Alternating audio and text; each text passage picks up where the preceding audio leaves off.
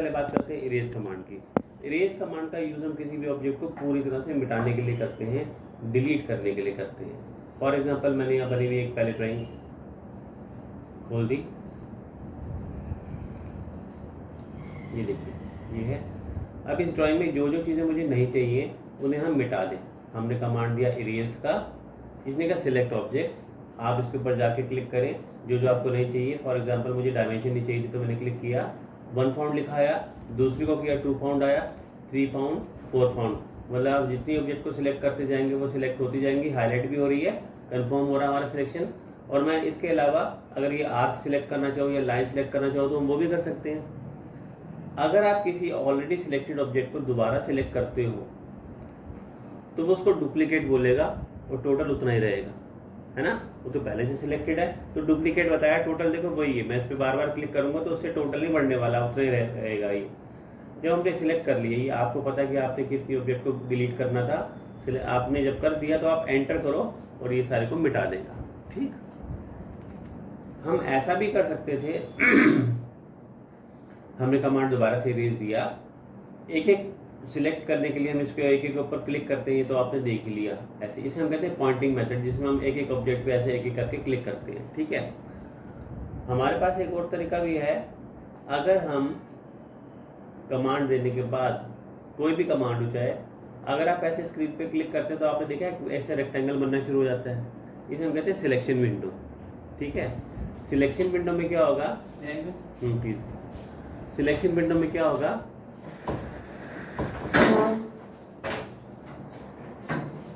Selection window में जब हम इसको सिलेक्ट करेंगे, ये विंडो, ये वाली जो विंडो है ये लेफ्ट से राइट की तरफ चलती है। जो भी ऑब्जेक्ट इस विंडो में पूरी तरह से आ जाएगी,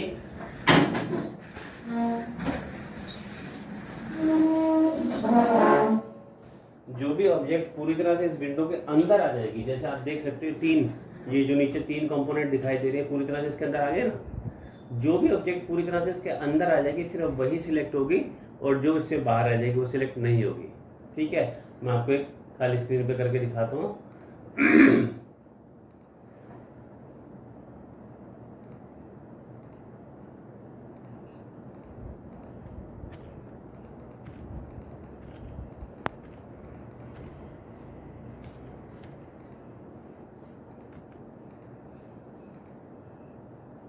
कॉपी कमांड अभी हम सीखेंगे, मैंने कॉपी कमांड का यूज करते ही और भी बना दी। एक तो ये है कि हम जब हमें 2-4 ऑब्जेक्ट सिलेक्ट करनी हो फिर तो मैं ऐसे एक के ऊपर जाकर क्लिक कर लें, सिलेक्शन हो जाए। ठीक है, लेकिन अगर हम कमांड देने के बाद ऐसे क्लिक करें तो एक विंडो बनती है। अगर हम लेफ्ट से राइट जाते हैं तो ब्लू कलर की विंडो बनती है और राइट से लेफ्ट जाते हैं तो ग्रीन कलर की विंडो बनती है। इसे हम कहते हैं क्रॉसिंग विंडो और इसे हम कहते हैं विंडो, सिलेक्शन विंडो। जो भी ऑब्जेक्ट पूरी तरह से इसके अंदर कंप्लीटली आ जाएगी वो तो सिलेक्ट होगी, लेकिन जो चीज़ें कंप्लीट नहीं आएंगी, जैसे आप देख सकते हैं कि कई सारी ऐसी लाइनें जो पूरी नहीं आ रही, अधूरी आ रही है, फिर उन्हीं को सिलेक्ट करेंगे जो पूरी तरह से इसके अंदर आएंगे।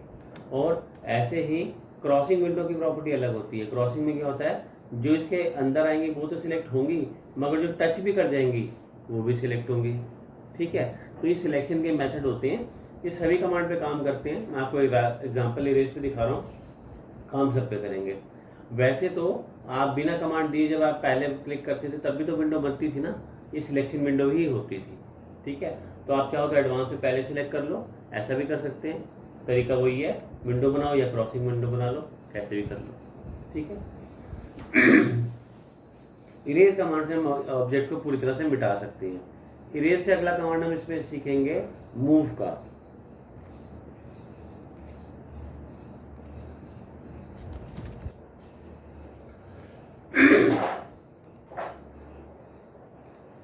हमारे पास ये 2 बॉक्स हैं, एक छोटा बॉक्स है और एक बड़ा बॉक्स है।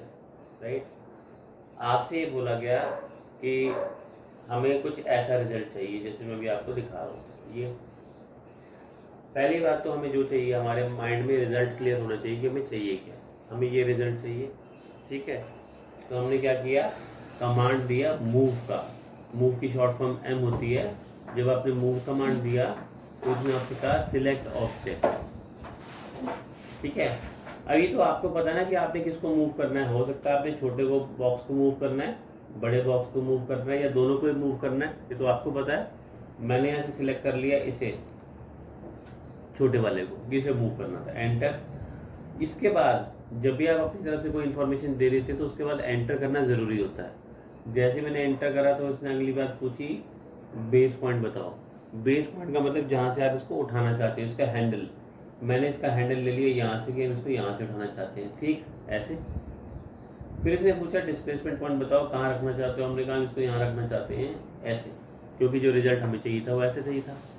तो ये बात हमें पहले से तय कर लेनी है कि हम कौन सी ऑब्जेक्ट को मूव करने वाले हैं, कहाँ से उठाने वाले हैं और कहाँ पर रखने वाले हैं।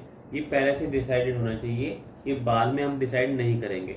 फिर से देखो, हमने कमांड दिया मूव का, सिलेक्ट करा ऑब्जेक्ट को, एंटर करा। बेस पॉइंट पूछा तो मैंने ये बताया, डिस्प्लेसमेंट पॉइंट पूछा तो मैंने ये बताया, क्योंकि आपकी बारी मुझे ऐसा चाहिए था। आप देख सकते हैं कि अलग अलग कॉर्नर्स पर रखने के लिए मुझे कमांड भी अलग अलग देना पड़ेगा। ये देखो, यहाँ से यहाँ के लिए अलग होगा, ये देखो, हर बार मुझे अलग जगह रखने के लिए बेस पॉइंट भी बदलना पड़ेगा, ठीक है ना। तो ये पहले से क्लियर होना चाहिए, ये नहीं कि आपने उठा लिया ऑब्जेक्ट को फिर आप सोच रहे हो कि रखना कहाँ पे, पहले से अपनी माइंड में क्लियर होनी चाहिए, ठीक।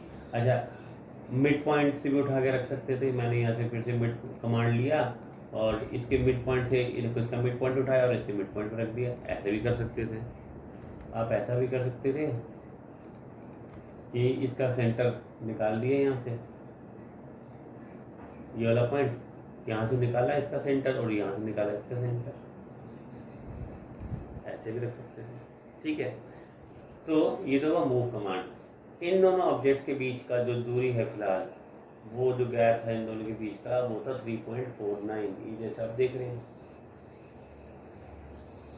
सपोज ड्राइंग में आपको ये बोला जाए कि ये जो गैप है 3.49 का, इसको 3 का कर दो आप गैप को, मतलब इस गैप को कम कर देंगे ना 0.49, तो ये 3 का हो जाएगा। मैंने दोबारा से मूव कमांड दिया, सिलेक्ट ऑब्जेक्ट करा। अब की बार हमारा पर्पस कहीं से उठा के कहीं पे रखने का नहीं है, अब की बार हमारा पर्पस गैप को कम करने का है। आपने मूव कमांड दिया, इसने पूछा बेस पॉइंट। बेस पॉइंट आप कहीं भी ले सकते हो, मैं तो बाहर कहीं से ले रहा हूँ स्क्रीन पे, मैंने यहाँ ले लिया, मगर आपको ऑर्थो को ऑन रखना है। मैंने ऑर्थो को ऑन रखा, बेस पॉइंट मैंने ऑन करा, इस तरफ रखा। तो अब आप देखो कि यहाँ से ये गैप को मेरे को कम करना है तो अंदर की तरफ रखेंगे, और गैप को बढ़ाना है तो बाहर की तरफ रखेंगे।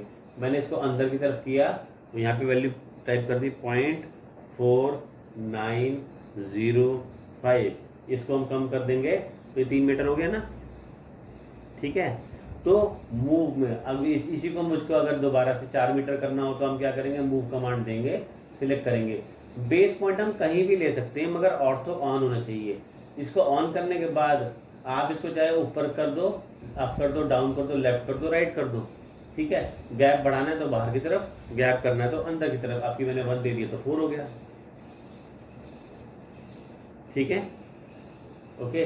तो इस तरीके से हम इसमें मूव कमांड का यूज करते हैं। ये था मूव। मूव से अगला कमांड है कॉपी, बिल्कुल सेम टू सेम है। मूव से अगला कमांड जो है वो कॉपी का है, ठीक। जब हम कॉपी कमांड देते हैं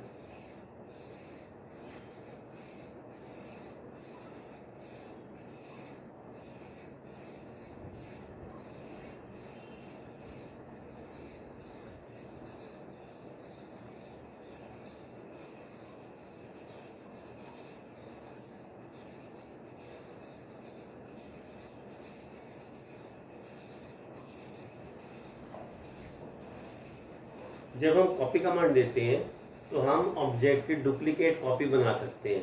जैसे मैंने कमांड दिया कॉपी का, सिलेक्ट ऑब्जेक्ट करा, इसको एंटर करा, बेस पॉइंट बताओ। सेम वही सब स्टेप्स हैं जो हमने मूव के लिए दिए थे। इसने पूछा बेस पॉइंट बताओ, मैंने बेस पॉइंट बताया। इसने पूछा आपसे डिस्प्लेसमेंट बताओ, हमने डिस्प्लेसमेंट बताया। बिल्कुल वैसे ही सेम टू सेम आ गया। पर अब की बारी क्या हुआ कि ये यहीं से उठ के यहाँ पे आ गया, कॉपी बन गया ना उसका एक और। मैंने दोबारा से रिपीट करा इसको, और ये देखिए आपकी बारी मैंने यहाँ से ये बेस पॉइंट लिया और यहाँ लगा दिया, तो ये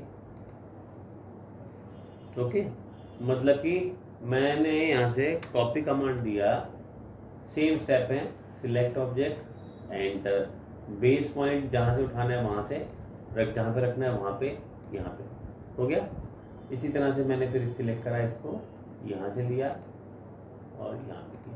तो फर्क क्या आया कि इसमें इसने डुप्लीकेट कॉपी बना दी बजाय कि उसी को उठा के रखने के, है ना, मूव में यही फर्क था। लेकिन इसका ये मतलब नहीं है कि कॉपी कमांड में एक ही कॉपी बनती है। कॉपी कमांड में हम कई सारी कॉपी बना सकते हैं। देखिए मैंने कॉपी कमांड दिया, सिलेक्ट करा, अब की बारी मैंने इसका बेस पॉइंट जो है वो ये ले लिया, इसका सेंटर।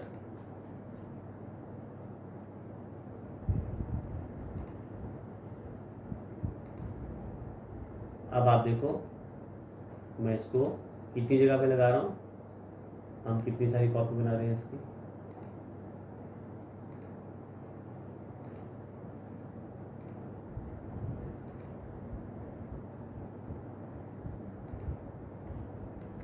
ठीक, देखा आपने, हमने 9 कॉपी बनाई। इसका मतलब कॉपी कमांड में एक कॉपी नहीं, हम कई सारी कॉपी भी बना सकते हैं, जैसे आपने देखा इसमें। ठीक है, ये कॉपी कमांड था।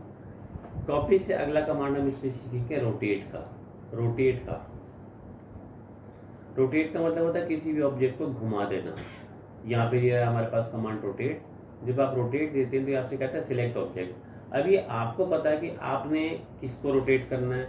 ऐसा भी हो सकता था कि मैं अकेले इसको रोटेट कर दूं, ऐसे भी हो सकता था मैं पूरे फिगर को रोटेट कर दूं, है ना, ये तो आपको पता है। तो मैंने यहाँ से सिलेक्ट कर लिया जिस ऑब्जेक्ट को हम रोटेट करना चाहते थे, मैंने इसको लिया और एंटर करा। इसमें का बेस पॉइंट बताओ। बेस पॉइंट वो फिक्स पॉइंट रहेगा जिसको आप फिक्स मानते हुए इसको घुमाना चाहते हैं। देखो ये हो गया ना हमारा बेस पॉइंट। फिलहाल ही आपसे रोटेशन एंगल मांग रहा है, नीचे देखो रोटेशन एंगल मांग रहा है।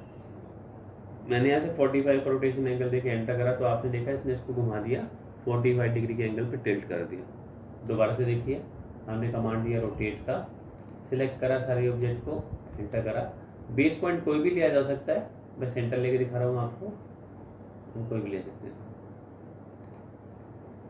और यहाँ से हमने एंगल दे दिया 45 का। तो देखो आपकी बारिश ने पूरे ऑब्जेक्ट को ही घुमा दिया। ठीक है, रोटेट से अगला कमांड हम इसमें सीखेंगे स्केल का। स्केल, मैं यहाँ पर आपको एक रेक्टेंगल बना के दिखाता हूँ। मैंने रेक्टेंगल लिया और इस रेक्टेंगल का साइज मैंने दिया 2x2 का, बन गया। इसको थोड़ा सा और क्लियर करने के लिए मैं डायमेंशन लगा लेता हूँ साथ में। अब तो क्लियर है, 2x2 का है। ठीक है ना, इसका जो साइज है वो 2x2 है। अगर आपसे ये बोला जाए कि इसके साइज को 4x4 का करना है ना, तो हम इसको कितना गुना बढ़ाएंगे कि ये 4 का हो जाए? 2 गुना, है ना। कैसे निकाला आपने? आपने 4 को डिवाइड करा 2 से तो 2 आ गया, 2 गुना निकाला आपने। अगर इसी को मैं बोलूँ कि 2 की जगह मुझे इसको 5 करना है, तो हमें तो स्केल फैक्टर क्या निकलेगा? 5 को भाग कर देंगे 2 से, 2.5 आ जाएगा, मतलब इसका 2.5 गुना हो जाएगा तो 5 हो जाएगा। स्केल का मानने में हम सिलेक्टेड ऑब्जेक्ट को प्रोपोर्शनेटली बराबर अनुपात में छोटा या बड़ा कर सकते हैं। बराबर अनुपात में होगा, जो भी होगा एक्स और वाई दोनों बदलेगा। तो हमने कमांड दिया यहाँ से स्केल का। आपको मान लो ये कहा गया कि इसको आप 4x4 का कर दो, तो मैंने स्केल दिया, सिलेक्ट ऑब्जेक्ट करा, सेम वही स्पेसिफाई बेस पॉइंट करा, सेम। ये तो सब मूव में भी सीखा था हमने यहाँ तक, तो है ना। इसके बाद इसने पूछा स्पेसिफाई स्केल फैक्टर। अगर आपने इसमें स्केल फैक्टर की वैल्यू को 1 से ज़्यादा दिया तो साइज बढ़ेगा, अगर आपने वैल्यू को 1 से कम दिया तो साइज घटेगा, और अगर आपने 1 का 1 दिया तो कुछ भी नहीं होगा। मैंने यहाँ पे 2 दे दिया क्योंकि मुझे डबल करके ही चाहिए था, आ गया 4x4 का। ये देखो